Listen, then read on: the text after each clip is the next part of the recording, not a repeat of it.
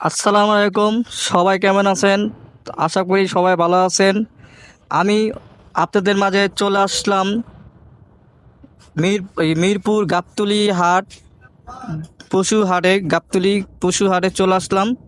আপনাদের ঈদের পরে কেমন বেচা কিনা হয়েছে ঈদের আগে, আর ঈদের পর কেমন বেচা কিনা হয়েছে এটা জানার জন্য আমি চলে আসলাম এই গাবতলী হাটে।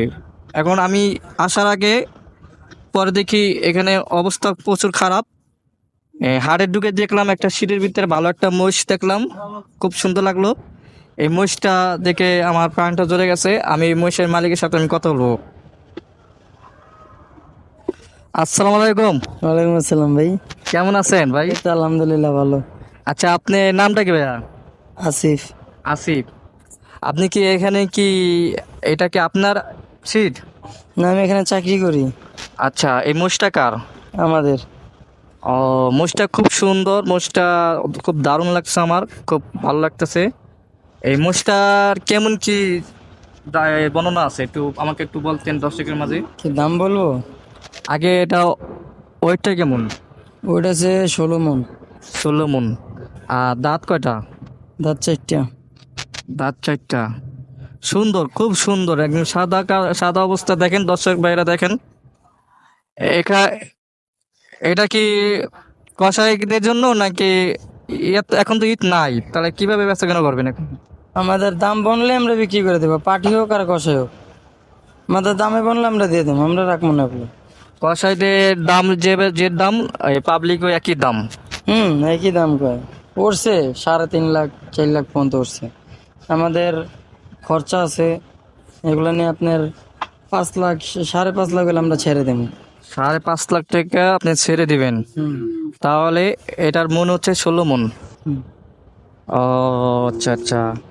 পাবলিক কি আসছে? দাম উঠছিল? হ্যাঁ, দাম উঠছে ঈদের ভিতরে 4.5 লাখ দাম উঠছে। 4.5 লাখ টাকা উঠছিল ঈদের আগে? এটা ঈদের ভিতরে, ঈদের আগে যে এটা এটা ঈদের আগে। এখনো সেল হয় নাই? আরে তাই? ও, সমস্যা না, আরে ফার্ম পার্টি দেখতেছি বিক্রি হয়ে যাবে। এখন বর্তমানে বাজার অবস্থা কেমন হাটে? বেচা কিনা কম। এখন মনে করেন যে মানুষ ঈদের পরে গ্রামে গেছে ঈদ করতে, আর আস্তে আস্তে আইবো, মাল কিনবো, তারপরে হাটে আইবো। ও, তাই নাকি? হ্যাঁ ভাই। এখন আপনার কি বলার আছে দর্শকের মাঝে, যদি কোনো ভালো কোনো পাবলিক আসে যদি নিতে চায়, তাই আমাদের চ্যানেলের মাধ্যমে আপনি কেমন ছেড়ে দিবেন? ছাড় দেবো, দেখা গেল মানবতার খাতির আছেন একটা, ওই হিসাবে ছেড়ে দেবে। ও, আচ্ছা আচ্ছা। খুব সবারই অবস্থা খারাপ, কষ্টে। এখন তো গরু তো হাটে নাই, প্রচুর কম। আর সারও তো সেরকম নাই।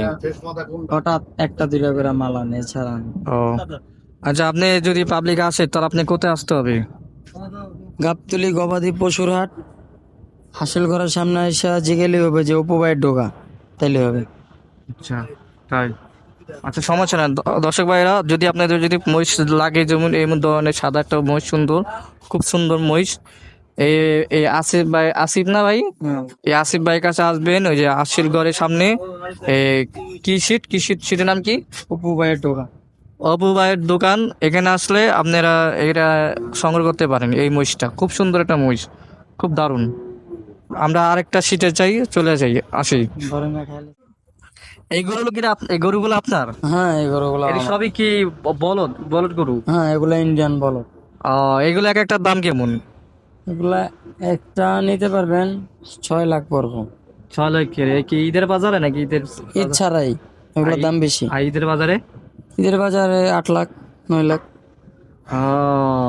তাই নাকি? হ্যাঁ, আচ্ছা আচ্ছা, এটা মন কত করে রে? এগুলা আপনার আমরা এখন ধরি 50 40 এরকম। 40 মন, 50 মন? ও মাই গড, তাই নাকি?